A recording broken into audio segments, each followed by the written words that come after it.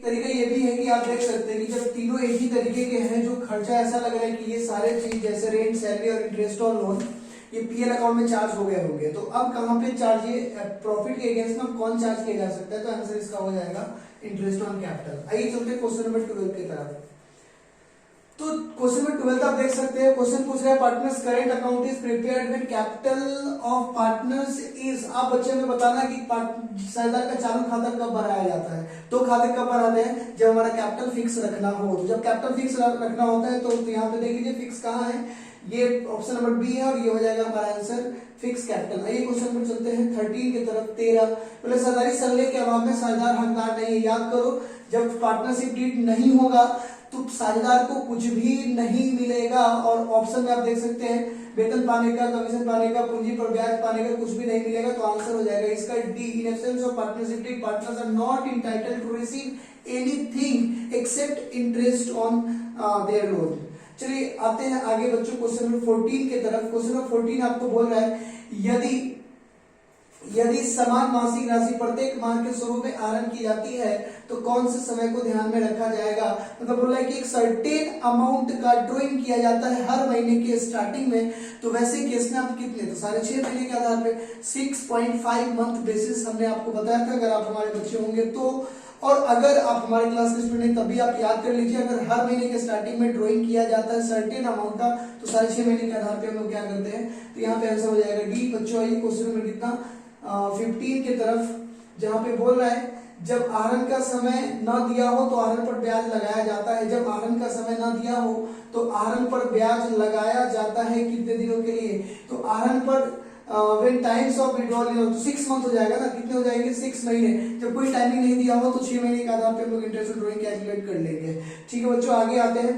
बोल रहा है कि साझेदार की पूंजी अस्थायी होने पर कौन से खाते खोले जाते हैं। When account is opened when the capitals are fixed. जब कैपिटल फिक्स होगा तो दो खाते हम लोग बनाते हैं, एक कैपिटल अकाउंट दूसरा करेंट अकाउंट। तो ये खोजते हैं बोला only capital account, only current account, liability account, capital and current account. तो आंसर हो जाएगा डी, क्योंकि दोनों खाते हम लोग इसको बनाते हैं। आइए आते हैं क्वेश्चन नंबर 17 की तरफ।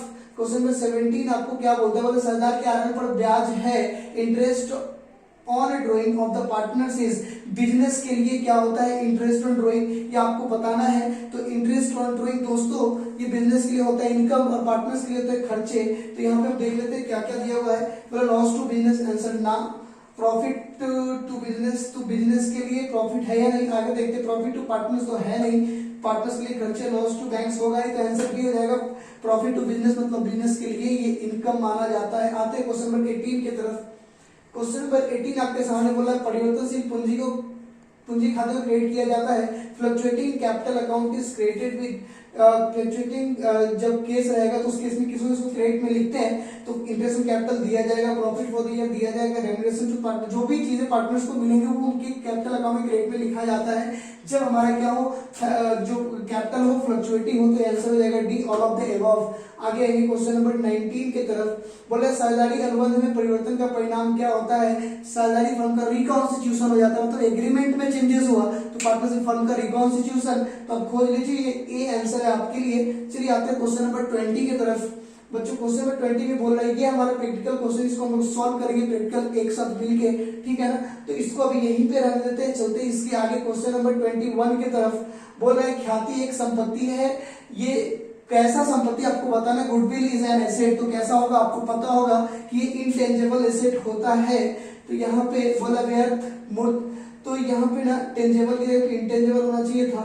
अच्छा यहाँ वैल्यूएबल है ना, तो मूर्त दे दिया गलत हो गया, यूजलेस वर्थलेस, तो ये वैल्यूएबल है। तो क्या मूल्य लगाया जा सकता है गुडविल का, आंसर इज हाँ। तो यहाँ पे आंसर दे देंगे वैल्यूएबल, ठीक है। आगे आएंगे बच्चों क्वेश्चन नंबर 22 में बोला अधिलाभ से आप क्या समझते हैं, मतलब सुपर प्रॉफिट है ना। What do you mean by the super profit? तो जब आपका एवरेज प्रॉफिट या एक्चुअल प्रॉफिट, नॉर्मल प्रॉफिट ज्यादा होता है सुपर प्रॉफिट बोलते हैं। तो आप खोजोगे यहाँ पे बोला है average profit divided by normal profit, weighted profit divided number of year purchase, none of this total profit number of year. What do you mean by super profit, यहाँ पे देखेंगे इसमें से कोई भी हमको नहीं लगता है कि आंसर है, तो आप ये बोल सकते हैं कि इसका नन ऑफ दिस हो जाएगा, है ना। तो आगे आते हैं क्वेश्चन नंबर 23 की तरफ। बोला एकांकी व्यापार में ख्याति का मूल्यांकन आवश्यक नहीं है। The valuation of goodwill is not necessary soul trader, मतलब अगर कोई जो क्या बोलते हैं उसको कि आप अगर क्या करना होता है, एकांकी व्यापार में ख्याति का मूल्यांकन आवश्यक नहीं है। The valuation of goodwill not necessary in the sole proprietorship, ठीक है ना, तो नहीं है। बोला on selling the form, on estimation of the liabilities, on estimation of assets, none of these, मतलब बोले सेलिंग करेंगे तो जरूरत होगा, एस्टेब्लिशमेंट ऑफ लायबिलिटीज का एस्टेब्लिशमेंट करेंगे तो हो सकता है, लेकिन ऑन एस्टिमेशन ऑफ एसेट तो आप ये बोल सकते हैं कि इसका आंसर हो जाएगा ए। जब आप सॉरी यहाँ क्वेश्चन ये है कि कब आवश्यक नहीं है, तो आप बोल सकते हैं be on estimation of liabilities, ठीक है ना। चलिए इसके आगे आते हैं क्वेश्चन नंबर 24 की तरफ। बोले साझेदार के पूंजी खाते को क्रेडिट किया जाता है, the partners capital account is credited with, मतलब पार्टनर्स कैपिटल अकाउंट को credit, the partners capital account is credited with किसके साथ, तो इंटरेस्ट ऑन कैपिटल हो जाएगा, क्योंकि पार्टनर्स कैपिटल अकाउंट के डेबिट में इंटरेस्ट ऑन ड्राइंग और ड्राइंग जाता है, लॉस भी डेबिट में ही आता है, तो इंटरेस्ट ऑन कैपिटल आंसर हो जाएगा इसका। आगे आएंगे बच्चों क्वेश्चन नंबर 25 की तरफ। बोले नए साझेदार के द्वारा नकद में लाई गई ख्याति कहलाती है share of goodwill brought in cash by the new partner, मतलब share of goodwill brought in cash by the new partner is called, मतलब अगर कोई पार्टनर लेके आता है गुडविल बिजनेस में एडमिशन के टाइम में तो हम प्रीमियम बोल देते हैं, और आंसर हो जाएगा सी। क्वेश्चन नंबर 26 में आइए, बोला है कि दायित्व में कमी है, जब लायबिलिटीज में कब कमी होगा, तो पहला बोला है कि दायित्व में कमी है, दायित्व लॉस एक्सपेंसेस गेन, अगर दायित्व में कोई कमी हो जाती है तो ये हमारे लिए हो जाता है प्रॉफिट, और हो जाएगा इसका आंसर डी, क्योंकि लायबिलिटी की वजह से प्रॉफिट ही होगा, आंसर डी। आगे आते हैं क्वेश्चन नंबर 27 की तरफ। बोले एक नए साझेदार के प्रवेश के समय सामान्य संचय हस्तांतरित किया जाता है, कोई नया पार्टनर अगर आएगा तो उसे हम लोग कहाँ ट्रांसफर करते हैं, तो पुराने साझेदारों के कैपिटल अकाउंट में, ठीक है ना, इसका आंसर हो जाएगा बी। उसके आगे आइए क्वेश्चन नंबर 28 में बोला कि एक नए साझेदार के प्रवेश पर संपत्ति के मूल्यांकन में कमी को डेबिट किया जाता है, अगर संपत्ति की वैल्यू कमी हुआ तो रिवैल्यूएशन अकाउंट में जाएगा, बच्चों ये आपको ध्यान में होगा ही। आते हैं क्वेश्चन नंबर 29 की तरफ। बोला है कि एक साझेदार के अवकाश ग्रहण के समय सामान्य संचय की राशि को सभी साझेदारों के पूंजी खाते में हस्तांतरित किया जाता है, पुराने लाभ अनुपात में आंसर हो जाएगा सी।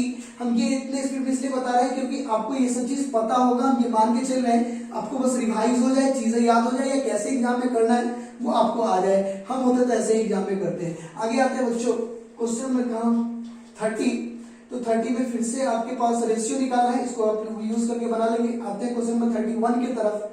क्वेश्चन नंबर 31 बोले यदि अवकाश ग्रहण करने वाले साझेदार को अवकाश ग्रहण करने पर उसकी देय राशि का पुनर्भुगतान नहीं किया जाता तो शेष राशि हस्तांतरित किया जाता है उसके ऋण खाते में, ठीक है ना, लोन अकाउंट में। तो यहाँ पे इसका ए है आंसर। देखिए यहाँ पे बोली the retiring partner is not paid in full amount due to him immediately on retirement balance transfer, तो इसका आंसर हो जाएगा ए, ठीक है ना बच्चों। उसके आगे चलते हैं।